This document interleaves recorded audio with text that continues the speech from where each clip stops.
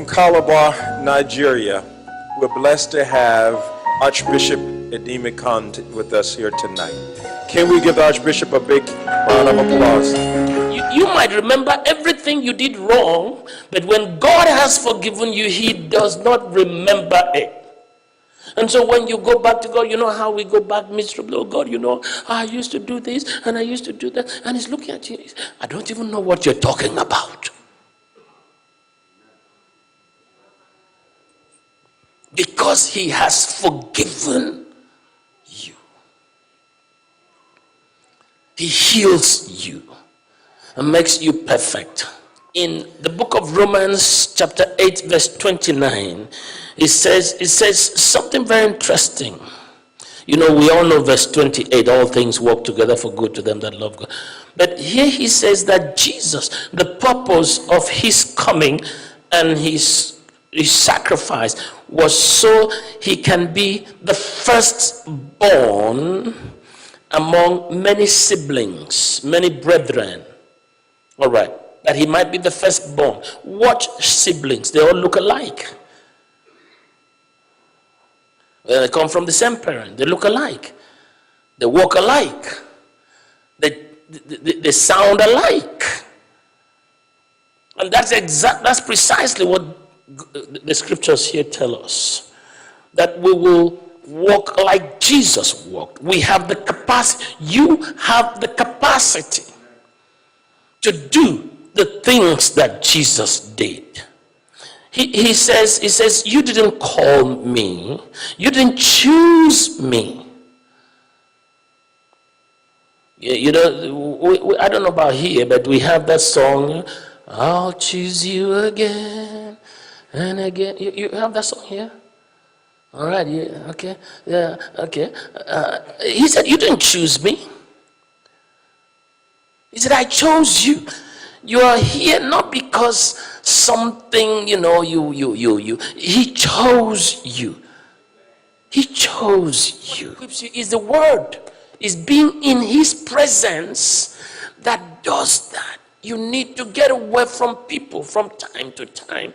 Be alone with God and His word. Meditate on the word until it becomes one with you. The word, again, becomes flesh.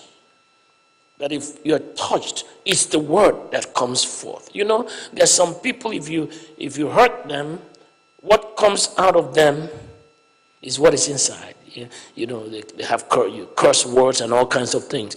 But when you're so in tune with God, with all knowledge and spiritual understanding, when you are touched, it's the word that comes. That's what Jesus meant when He said, if you abide in me and my words abide in you.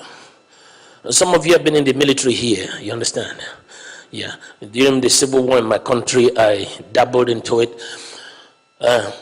What that is simply saying, if you abide in me and my words have found their strategic position in your life. I remember during the civil war in my country, there was a particular city that the federal troops were about to take over. And what happened? The Air Force got in first. While the Air Force was going in, there were some sniper groups that moved in and, inside. And the Air Force knew where they were positioned. And, they strafed the place and the Navy moved in. Everybody knew what to do, when to do it. He said, if you abide in me and my words have found their strategic position in your life, then you will ask for anything you want. You keep repeating the word, by His stripes I am healed. You don't feel healed, but His word says, by His stripes I am healed.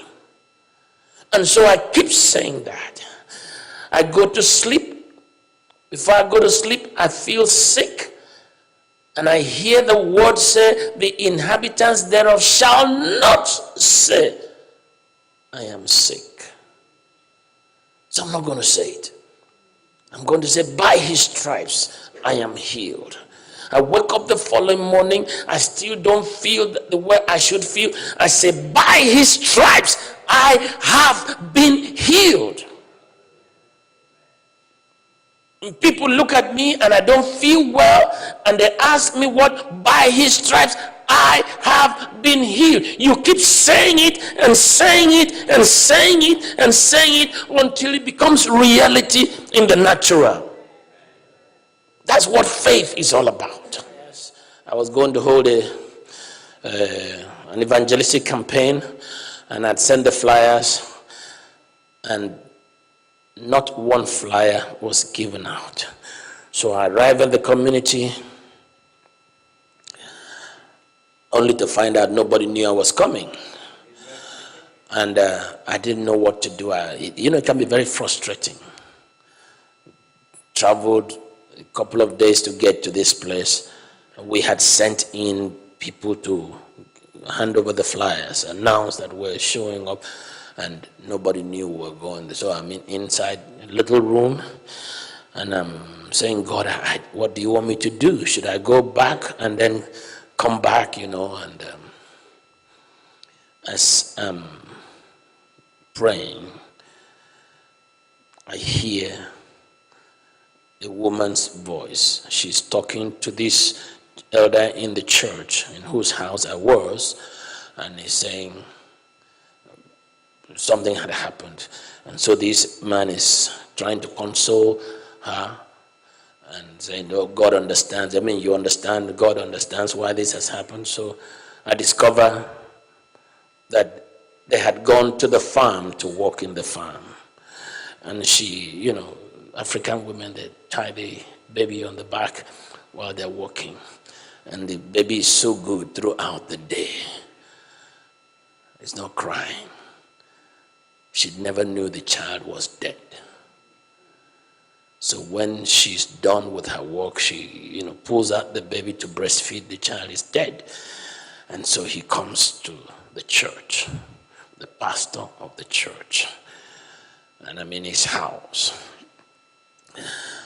inside the room, a little room, and the pastor is saying, well, God understands that we're getting ready to bury the child.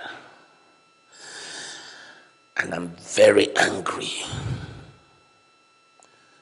I'm inside there, I'm listening. It has nothing to do with me. She didn't know I was there. But I'm very angry, so I rush out. And she happens to be there with her husband. And so I grab the dead child. And as fast as I came out, I go back inside the room. And it's like, what did you just do? You're dumb. You should have kept quiet and allowed them to go. But I'd done what I'd done. See, if it was me and my senses, I'd never have done that. So I took this dead child and put the child on the bed and then began to ask myself, what do you do now? And I heard God say, what did Elisha do? So I spread myself on that child and came back up and did it again and came back up and did it the third time, and the child sneezed. They left. I didn't need a flyer. Because people had known the child was dead. So they were waiting to go bury the child. Now they saw a living child, and there was one strange man inside the house that did some strange things, and the child came back like, my goodness, my flyers would never have given me the crowd that I had.